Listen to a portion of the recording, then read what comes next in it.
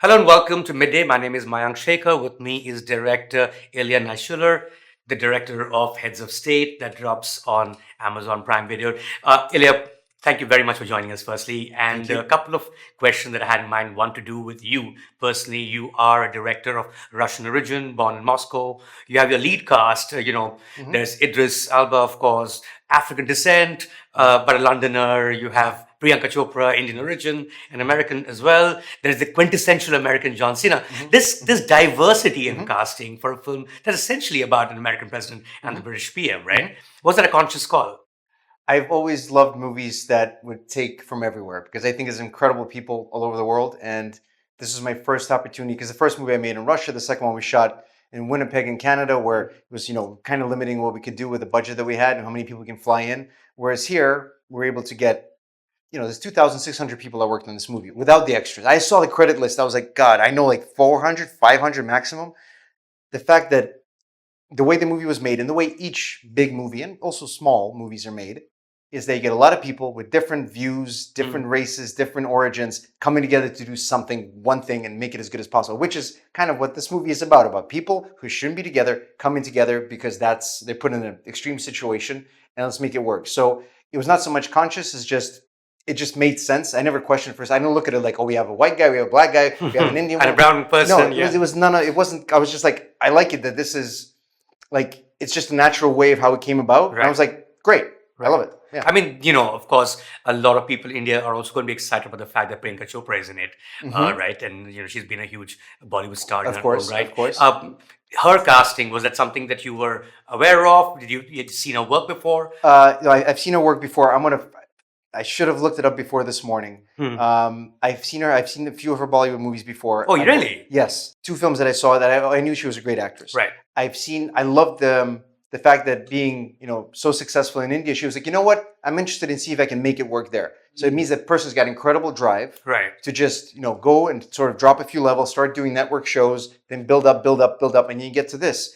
So I just respect the hell out of that. And I think the first time we spoke, I kid you not, she charmed me in about 45 seconds. It was just, she's sitting in the big sweater on her couch, and we're talking about not just the film, about what we are as people. And she's just sharing her experience. So she's coming over here, she's trying to do this thing and doing it very best. And we have quite a little bit in common there because I'm also from a place that's not Hollywood, but I've always been like, I want to go to America, make these big, fun movies. And I thought after about 45 seconds, I was like, either she's a great actress who's playing the charm and she's charming me, which is good. It means she can act and that's great. Right. Which, not that I doubted it. Or she's that genuinely warm person and that's going to be awesome too. And then it turned out to be the second, which she was that, she would pull up an Apple box next to me after the scene was shot and the lights are being reset up. She'd sit up like, what are you guys doing? What's happening? How's it going? So she's a great ball of energy. Right. And, with the movie, we have 2 big guys. To have her come in and stand equal to John Cena and Idris Elba, I'd rather say it's magical. I don't believe in magic, but it felt magical. But the other magical part, of course, about this film is the scale of it. Yep. Did you think that it should have been a theatrical, given that, it's like you put in like 2,600 is a huge number for extras. It's a huge number, but most big movies have that. It's not, again, the budget doesn't mean anything except it's a big budget, right? Sure. There's lots of ways to spend it on horrible stuff. Yeah. But a budget spent correctly could be a thing of beauty. Right. So right off the beginning, we always knew it was going to be PG-13, which is not what I'm used to. But I was like, all right, that's a challenge. I'll make it work. I'm curious if I can make it punchy and exciting. And 2, it might not be theatrical because nobody knows what the box office business is going to be like. After Corona, things have changed, as we all know. Yeah. So, would I have liked it to be theatrical? Yes. But at the same time, I'm just very excited. I made a movie. I wanted to make it the way I wanted to make it, with the people I really wanted to make it with. So, Ilya, the central theme, which is the U.S. president and stuff that happens with U.S. presidents. I mean, it's a theme that's been explored hugely in the past. Do you have a favorite American president movie? I was thinking, when I was watching the movie, I thought of Air Force One because you really killed it with those sequences. Thank you. And there is Harrison Ford, of course, in an iconic movie. But do you have one that comes to mind which could have even inspired some of the stuff that you did in the film? I think I've seen a lot of American presidential movies. Yes. Ali, the one that's I was rewatching. I've seen them all anyway. But the movies this was not so much a presidential movie for me, and I don't think it's really about the U.S. president versus. I think it's more about the 2 heads of state. Right. And I think of films like I think it's called 7 Days in. It's either 7 Days in August or 7 Days in May with Kirk Douglas. Where there's a conspiracy and he's got to save the president. There's an ending to that film where the president is making a speech, and I'm sitting there like, I'm not American. I grew up in a country that was the very opposite of America in spirit, and I'm watching. I'm like, why does it work for me? Because it's human.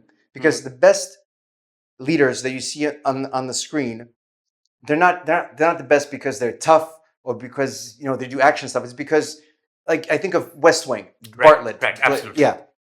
I think of that. I think of Martin Sheen. I'm like that. I think if anything, it's that feeling of like, we're gonna do good. We can. And it's not just because we're strong and we're gonna beat the shit out of our neighbors. So I think more of my homework, which is the best homework in the world, was to watch a lot of buddy movies. And again, I was watching. I didn't sit here with a notepad and go like, sure, absolutely. But I remember just watching it.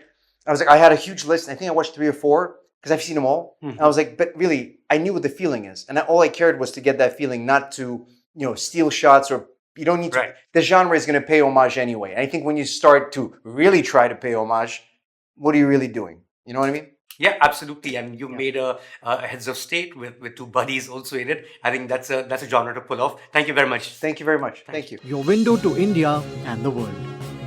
Midday. Local Pulse, Global Perspective.